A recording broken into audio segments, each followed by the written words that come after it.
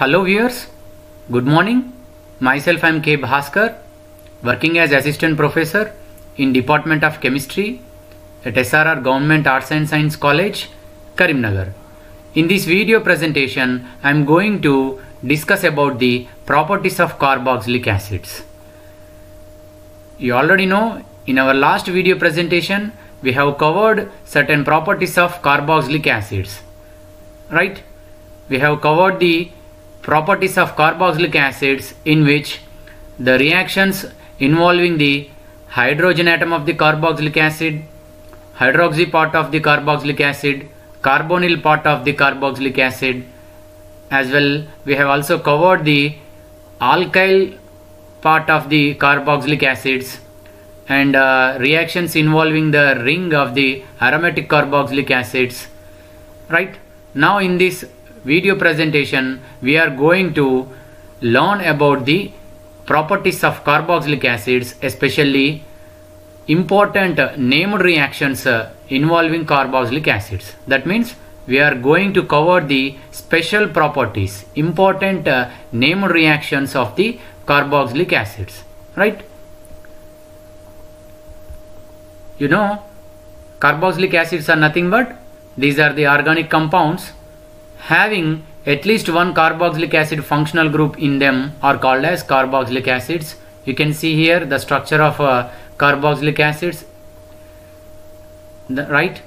Here the carboxylic acid group is nothing but C double bond O connected to OH group. Our carboxylic acids exhibit distinctive properties apart from showing the carbonyl as well as hydroxy properties, due to the interaction of these two functional groups, that is carbonyl as well as hydroxy functional group, our carboxylic acids not only exhibit the properties of carbonyl group as well as hydroxy group, but also distinctive properties are exhibited by our carboxylic acid functional group, right, which we have already seen in our last video presentation, right? You see here in this slide you can clearly see the properties of carboxylic acids are categorized into various classes so that it is very easy for us to remember, right? The properties of carboxylic acids. The first one, the reactions involving hydrogen atom, and the second heading, the reactions involving hydroxy part of a carboxylic acid group. Third one, the reactions involving carbonyl part of carboxylic acid group. Fourth one, reactions involving alkyl part of carboxylic acids. And fifth one, reactions of salts of carboxylic acids. Next one, ring substitution in aromatic carboxylic acids. And finally, the last one, very important one, that is special reactions of carboxylic acids, that involves named reactions. These are very important. Now in this video presentation we are concentrating on the special reactions of carboxylic acid, right? We have covered remaining all these reactions in our last video presentation. Yes. Coming to the special properties of carboxylic acids, the first reaction is Huns-Dekker reaction. The name of reaction is Huns-Dekker reaction. In this reaction, generally the heavy metal salts like silver, mercury, right?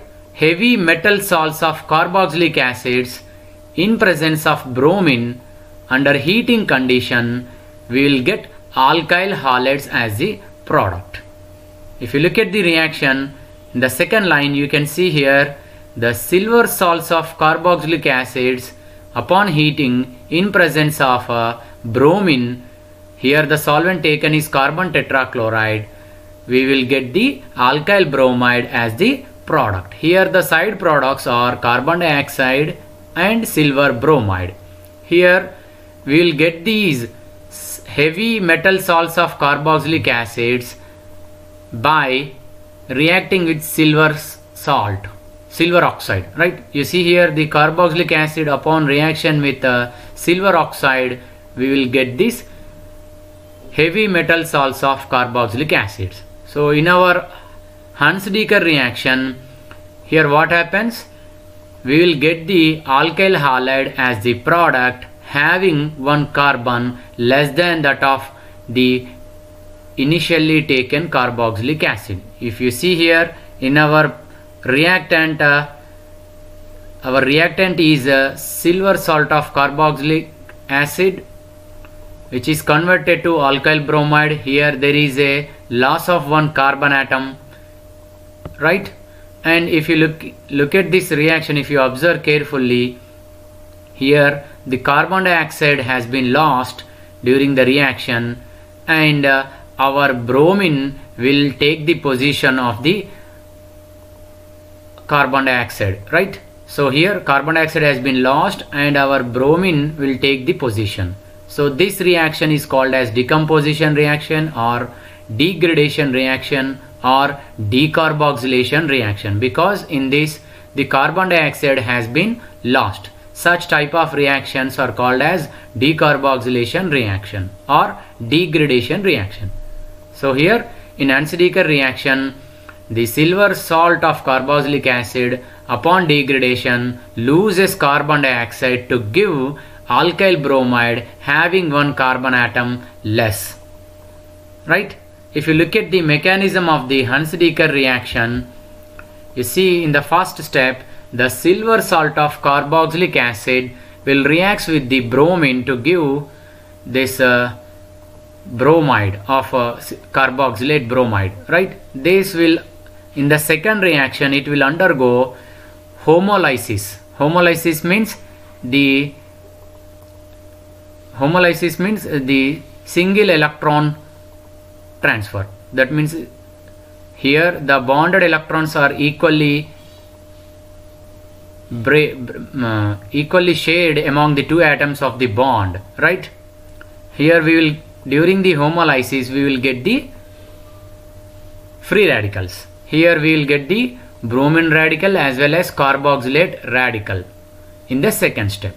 Finally, this formed carboxylate free radical in the third step will lose as carbon dioxide to give alkyl radical. This alkyl radical in the fourth step combines with the bromine radical obtained in the second step to form alkyl bromide.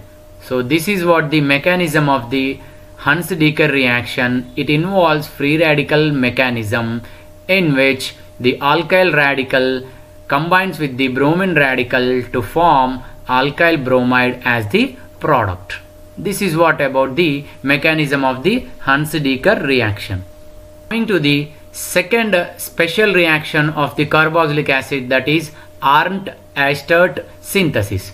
This Arndt-Astert synthesis involves the conversion of carboxylic acid into the carboxylic acid of higher homologue, right? In this, the carboxylic acid is converted into the next higher homologue.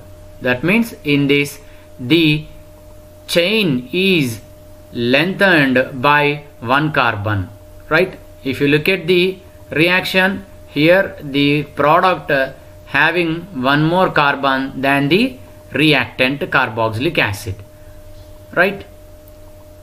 This is what homologation of carboxylic acid, right? Arndt-Astert synthesis involves homologation of the carboxylic acid.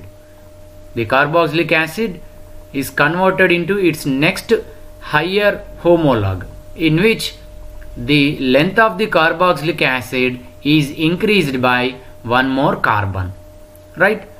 In this reaction, you can see here it involves three further multiple steps. That is, in the first step, our carboxylic acid reacts with the thionyl chloride to give acid halide, which will further react with the excess diazomethane to give the diazoketone as the product, which will further in the third step reacts with moist silver oxide, or under heating condition we will get the desired carboxylic acid with one excess carbon as the product, right? If you look at the mechanism, Here you can see in the first step, the carboxylic acid reacts with the thionyl chloride, thereby we will get the acid halide, that is acid chloride.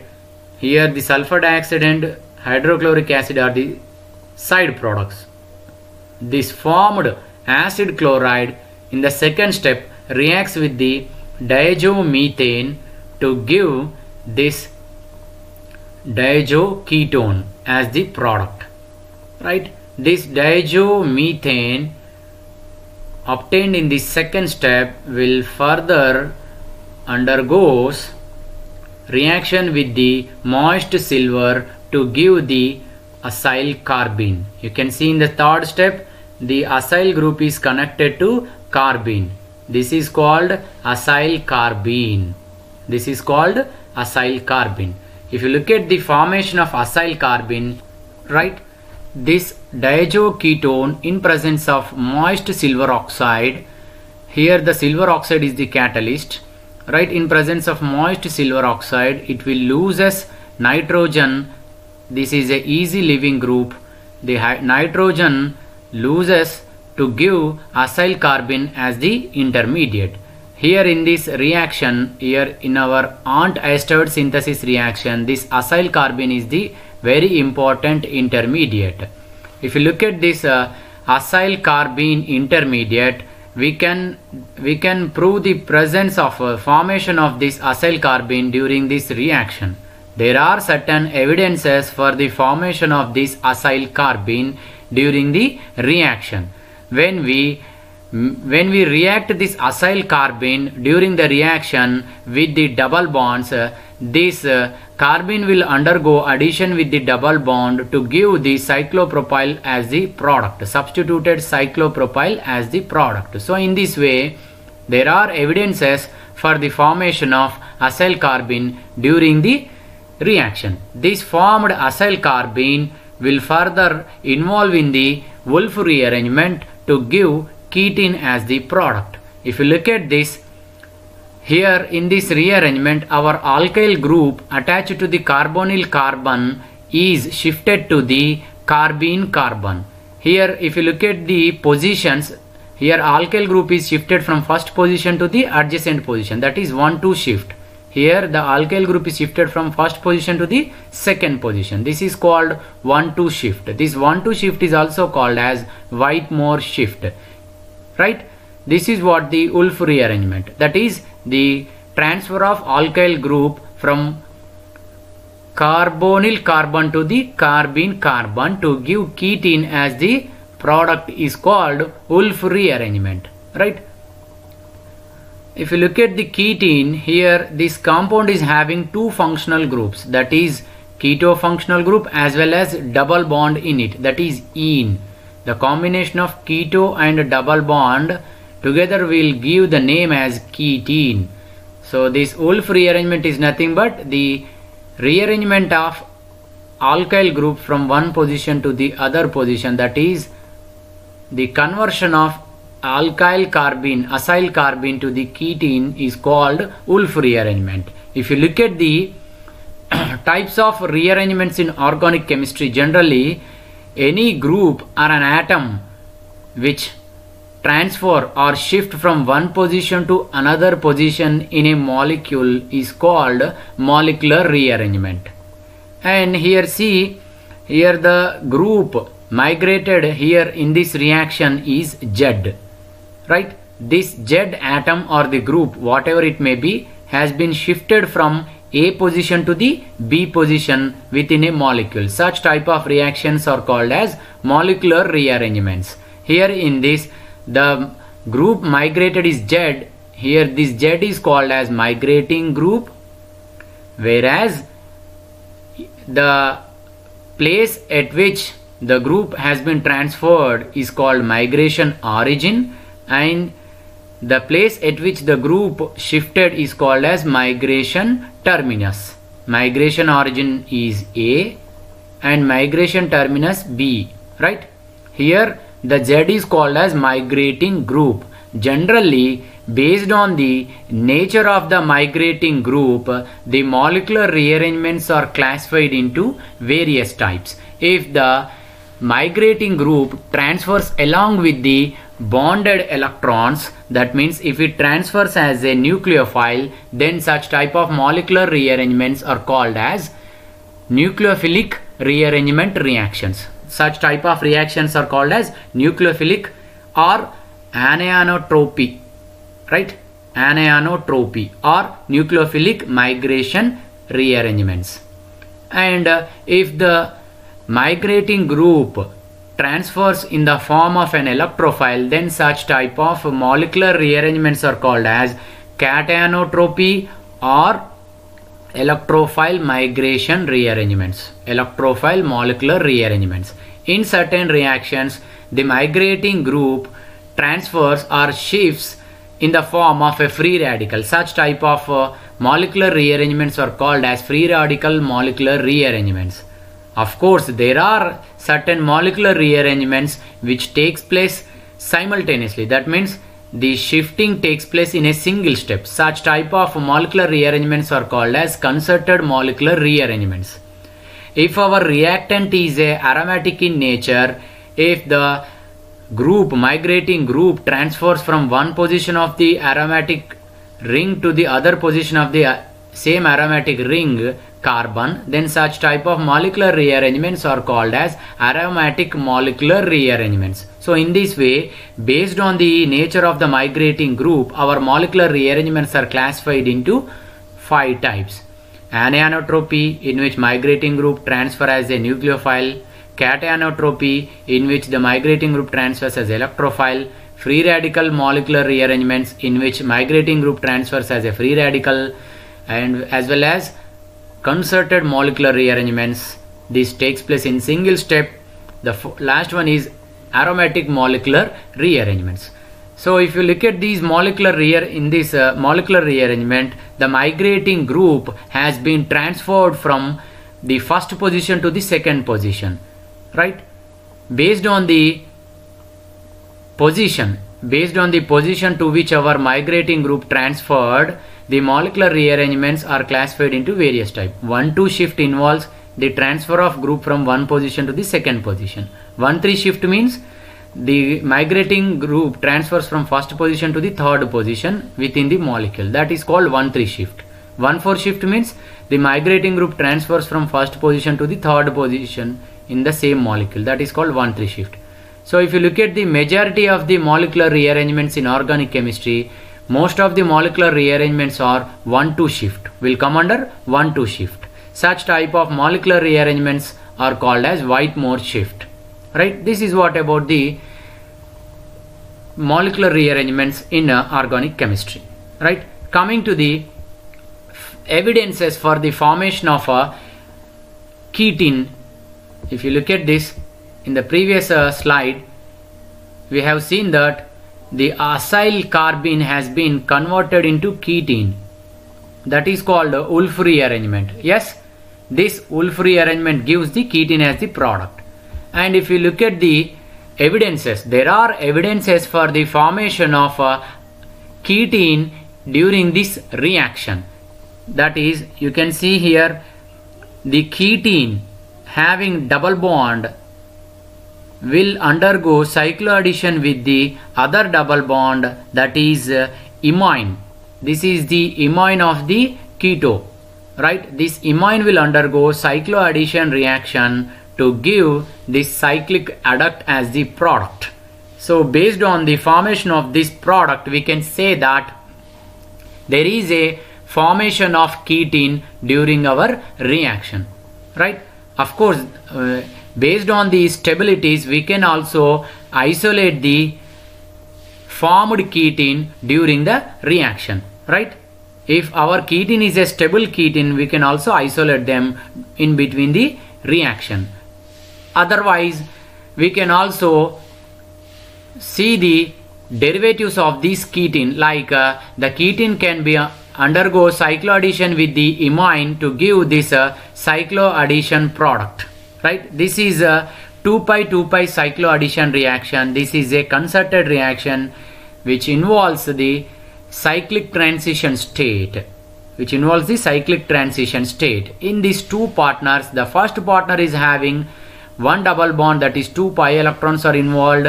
From the second partner, that is imine partner, 2 pi electrons are involved. So totally this is named as a 2 pi cycloaddition reaction, right? Coming to the further step, this ketene will undergo hydrolysis to give our homologous acid, carboxylic acid. That is, the carboxylic acid chain length has been increased by one more carbon, right? And if you look at the other synthetic uses of this ketene, which is formed in our Arndt-Estode reaction, apart from this homologous acid, we can also prepare the acid derivatives. When this ketene undergo addition with water, we will get the homologous acid, whereas when this ketene undergoes addition with the ammonia, we will get the amide as the product. This ketene will undergo addition with the alcohol to give ester as the product. So in this way, in Arndt-Estode synthesis reaction, if you look at this reaction, that is, so in this way, the Arndt-Estode synthesis not only involves the conversion of carboxylic acid into the next higher carboxylic acid homolog, that is the carboxylic acid whose length is increased by one carbon, but also in this reaction we can also prepare the derivatives of carboxylic acids, right? You can see here. So in this way, apart from the homologous acids, we can also prepare the derivatives like amides and esters using this ketene. These are the synthetic uses of ketene, right? This is what about the Arndt-Estode synthesis. And here is a question for you. What is the reactant is to be taken to prepare the butyric acid using this Arndt-Estode reaction, right? And if you try to analyze the Arndt-Estode synthesis, and if you try to solve this question, you will get this answer, right?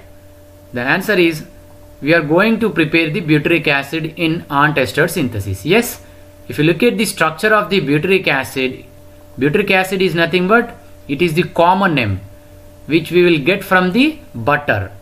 So this is the butyric acid. It is having 4 carbon atoms in it, right? If you look at the reaction, our Arndt-Estode synthesis, the carboxylic acid will be converted to another carboxylic acid having one more carbon atom excess. So thereby we can say that by taking propionic acid having 3 carbon atoms, we can convert this propionic acid into the butyric acid using this Arndt-Estode synthesis. Yes or no? Yes. So this propionic acid is having 3 carbon atoms. No doubt in our Arndt-Estode synthesis, by subjecting the carboxylic acid with 3 carbon atoms will give the carboxylic acid with 4 carbon atoms, that is butyric acid. So by taking propionic acid as the reactant, we will get the butyric acid as the product in our reaction, right? And coming to the second question, can we prepare the acetic acid using Arndt-Estode reaction? The answer is no, we cannot prepare the acetic acid using this Arndt-Estode synthesis reaction, because if you look at this acetic acid, it is having 2 carbon atoms in it, and so with this we cannot prepare the acetic acid using this Arndt-Estode reaction, because if you look at the reaction here, the 1 carbon, that is formic acid, cannot be converted into acetic acid, because here we should have at least one alkyl group containing 1 carbon atom attached to the carboxylic acid in the Arndt-Estode synthesis. So we cannot prepare the acetic acid using this Arndt-Estode reaction, right? Right. Here is an important statement for you. Please keep in your mind forever. Our ketenes undergo hydrolysis to give homologous carboxylic acids as the product. Here the condition is we must use the moist silver oxide as the catalyst. Otherwise, our ketenes will undergo hydrolysis to give the hydroxy keto as the product, right?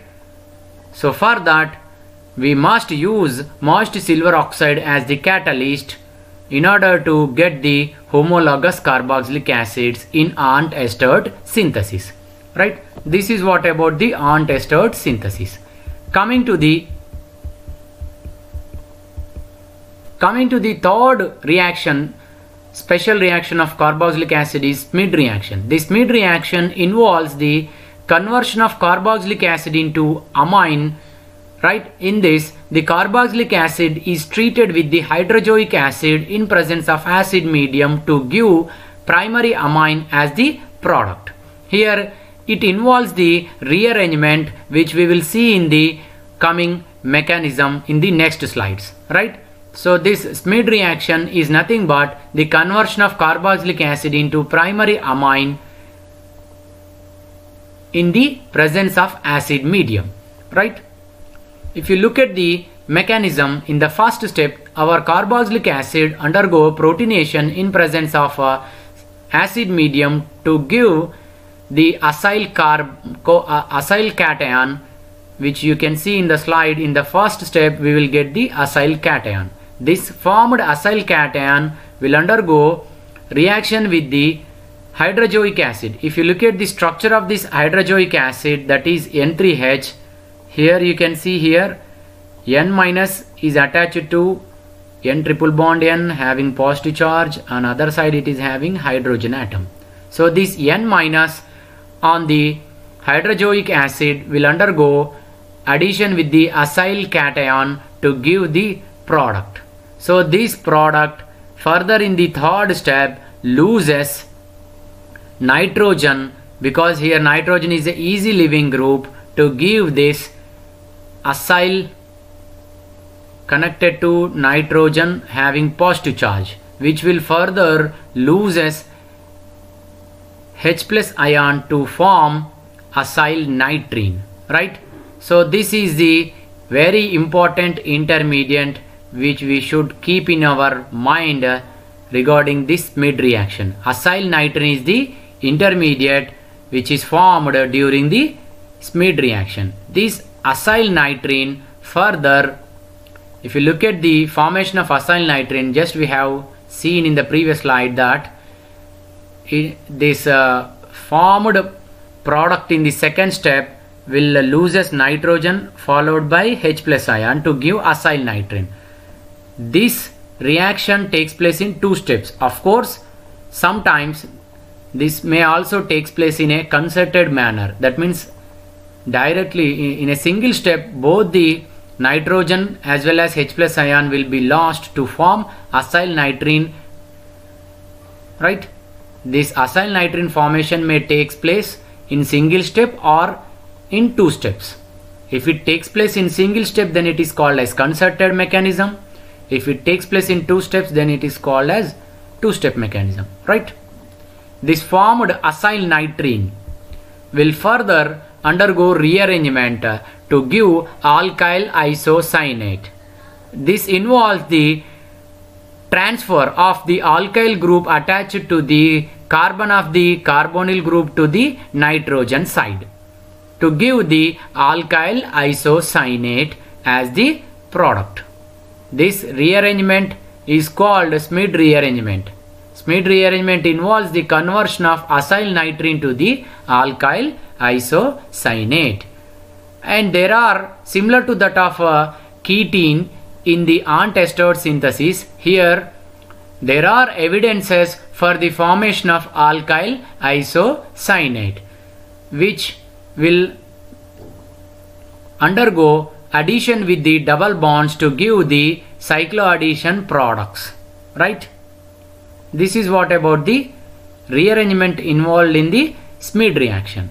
This alkyl isocyanate will further undergo addition with the water to give carbamic acid. You see here the double bond between the nitrogen and carbon is shifted to carbon side, and the H plus is attached to the nitrogen, OH minus is attached to the carbon to get carbamic acid, right? This carbamic acid upon heating loses carbon dioxide to give amine as the product. So in this way, our carboxylic acid, upon treating with hydrozoic acid in presence of acid medium, via rearrangement reaction, we will get the primary amine as the product.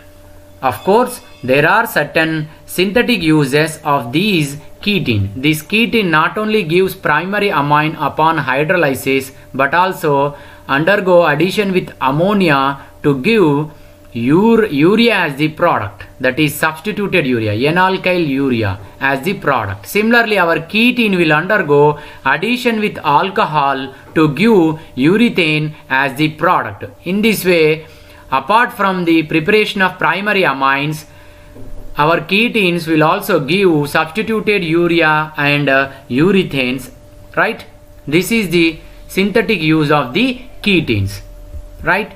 Here is a question for you. Can we prepare the secondary and tertiary amines using the Schmidt reaction? Try to recollect the Schmidt reaction. No.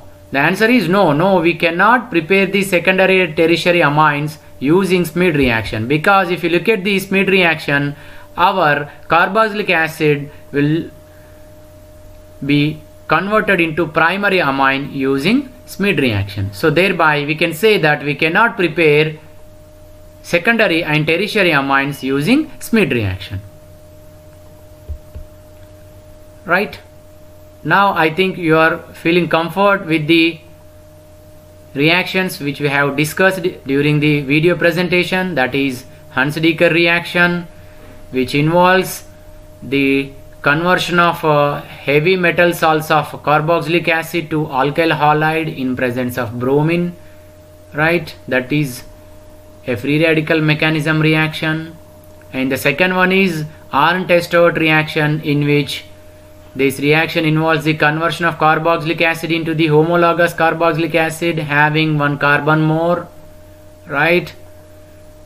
And the third reaction is Schmidt reaction, in which we can convert the carboxylic acid into primary amines.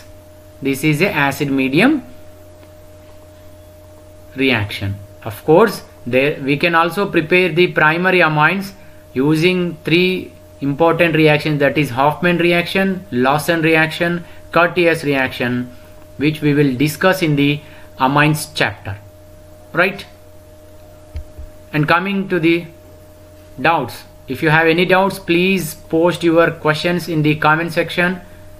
Your questions will be answered there, right? Finally, thank you for going through the video presentation.